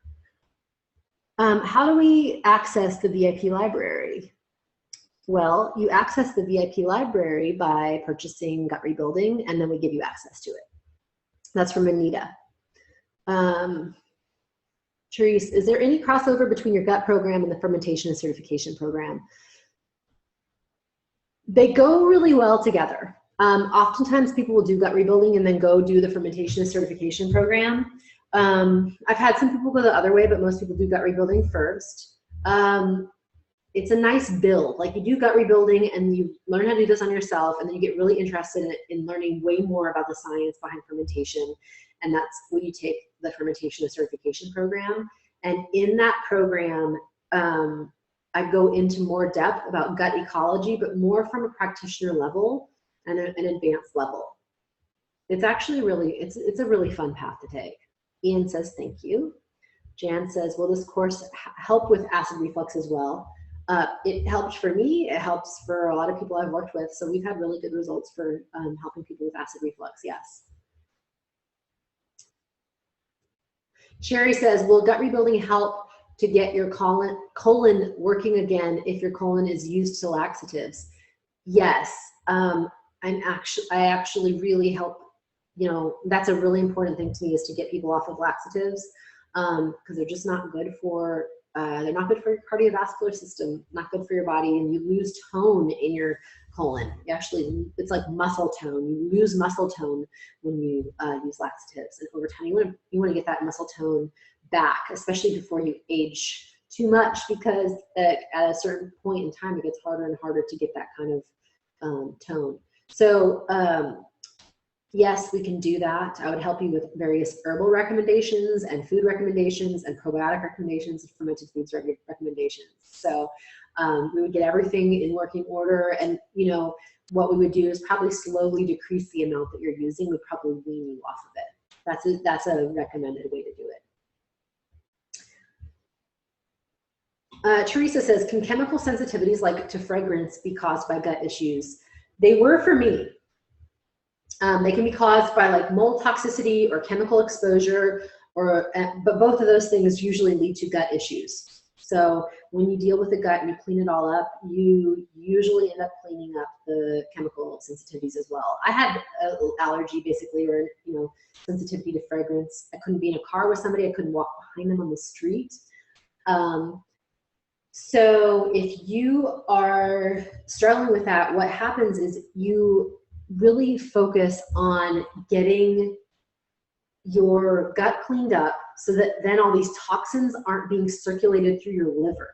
Because essentially your liver, when it gets backlogged with having to deal with excess toxicity, that's when you're going to see this sensitivity to all these other chemicals that normally your body can process.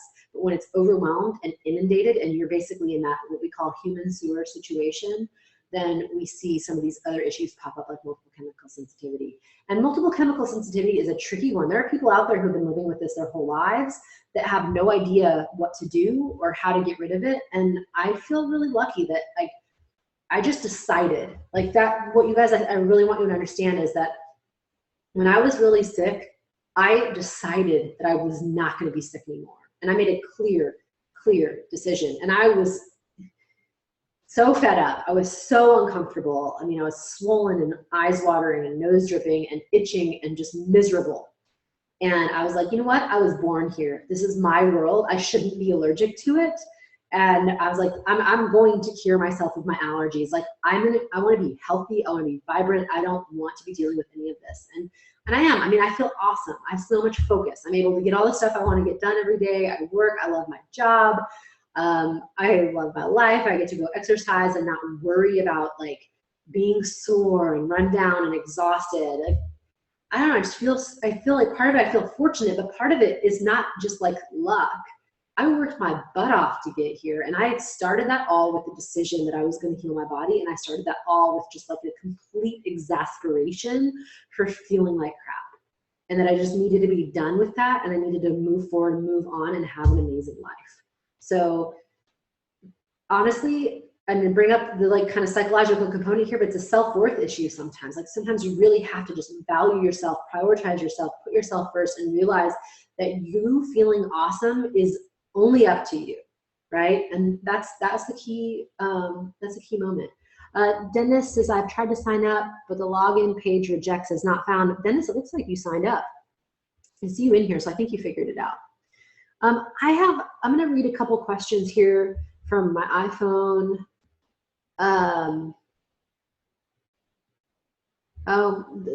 You guys should all go through and read some of these chats. There's some really good information.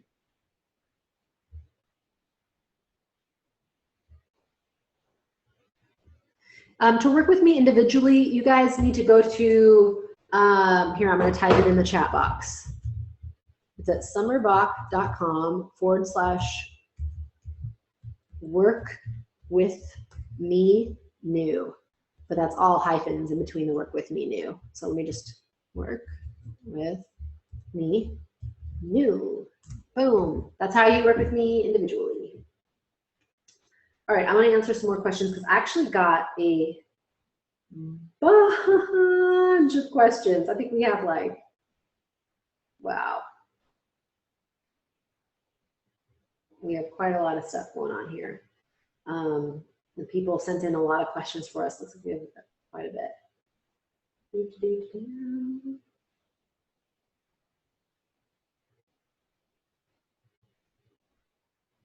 So this is, I just signed up for your webinar tonight. I'm an administrative assistant and I've been suffering with silent acid reflux for a month now. I tried Prevacid for 3 days and it made me sick. I'm now taking Absorb 8, all natural enzymes, 2 with each meal, with hopes of eliminating the golf ball I feel is stuck in my throat at all times. I was hoping you might talk about how to naturally reduce acid reflux GERD so I can swallow again. I mean, you know, that's a complex issue that really needs to be addressed through doing the work of gut rebuilding. I'm going to explain kind of a little bit of it, but really we talk about it way more detail in the program. But part of what can cause acid reflux for people is often a lack of minerals and the body's attempt to absorb more protein and absorb more minerals. So what seems like a lot of acid going on is often a deficiency in the body, and this is a response. That response can be a histamine response. That response can be like, you know, from malnutrition, various issues. It can be a stress response. And so, yes, when you do these steps of gut rebuilding, we commonly see people get really good results in terms of reducing acid reflux and figuring out how to naturally do that. And it's not actually that hard. It just takes doing enough of the moving parts, right? Like I generally talk about it as like a snowball effect where you build momentum. The healthier you get, the more you do this. Eventually, it's like you're making the snowball, you're rolling it up and rolling up the hill, rolling up the hill, rolling up the hill, and then you get to the top. And that's when you like let it roll off the other side of the hill. And most of you have been just rolling up the hill for so long, you're exhausted and you're not even aware that there's a hill that you get to the top of and slide down. So I remember the moment where it switched for me and I got to slide down. It was really, really freaking cool.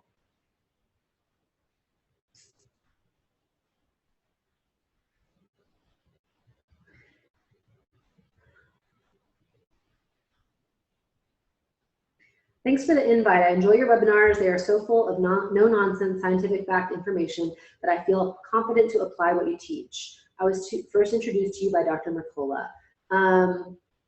Let's see. Thank you, thank you.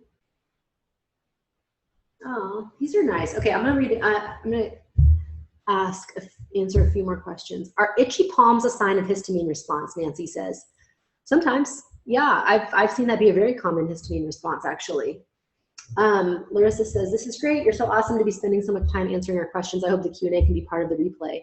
It's so helpful. Thank you. Yes, we'll put that in the replay. Thank you for this free webinar. You're a wonderful speaker, instructor. I look forward to taking your course. Aloha and blessings from Hawaii. Signing out. Thank you.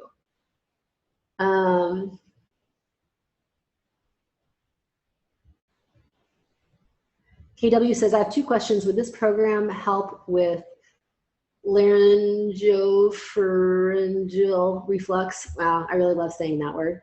Are there specific probiotics that help with detoxing the liver? When you get your gut right and you end the human sewer situation, that's a natural detox for the liver.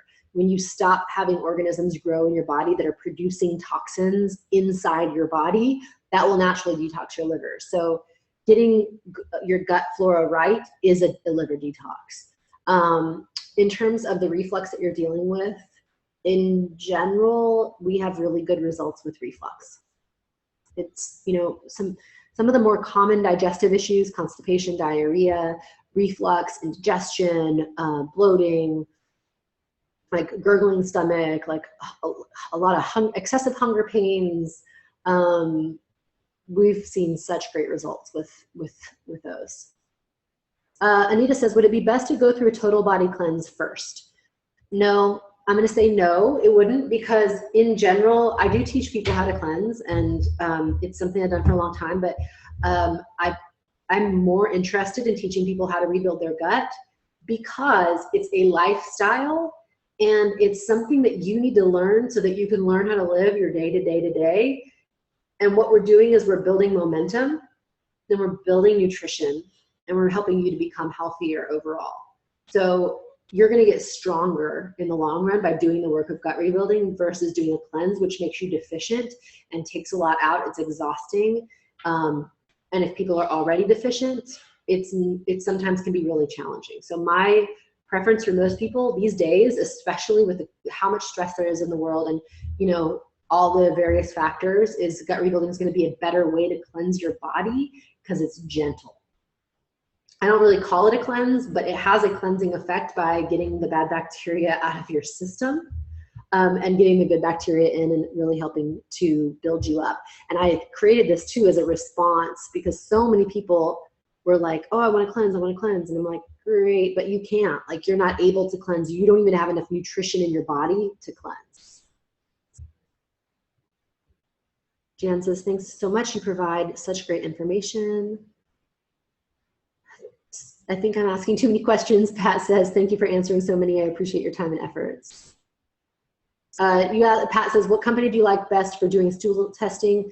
Pat, I would love, I love sharing that information. I'd prefer to share it within the gut rebuilding program at this time. Sherry says, does this work if you have Crohn's disease?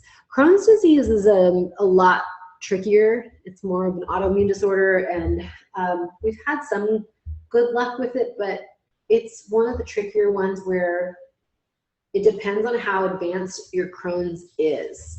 So for people who are struggling in a major way, sometimes it's even too much to apply these foundational principles of gut rebuilding because there's so many specific things that they need to be eating.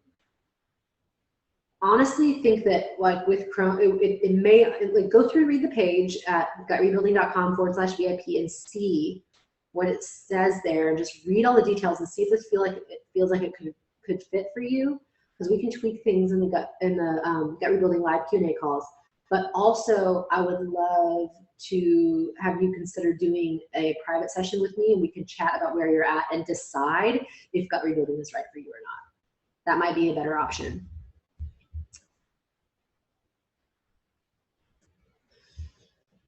Pat says, is bone broth okay if I have a histamine problem? If I do the program, are the resources available ongoing? Yeah, you get to keep the resources. And histamine, there is histamine in bone broth. All right. Anita says, raw carrots, raw green beans, and burdock root are very supportive of the liver. So I would think that fermenting them would make that better. Yeah, it's much better when you ferment them. I mean, fermenting burdock in general is awesome. All right, you guys, I think I'm going to wrap up here. I could keep going on and on and on. There's a lot of questions. More than anything, I just want to appreciate everybody who has stuck around for the Q&A. I love this. I love seeing how engaged you are. Go check out gutrebuilding.com/VIP. You guys have 1 week to access this, and then the price goes back up to $897. I would love to have you join this amazing community and get in there on the best price, and with the amazing Gut Rebuilding Resources Library that addresses the issues around histamine intolerance and candida and some various issues that people have that are a little bit more specific. So I really want you guys to have access to that. I'd love to see you join, and when you join, I'll see you on the next Q&A call. So it's going to be really fun. I guess that's it for now. Thank you for all your appreciations as well, and I'm really happy that you guys took the time out of your day to attend this. All right, so this is Summer Bach signing out.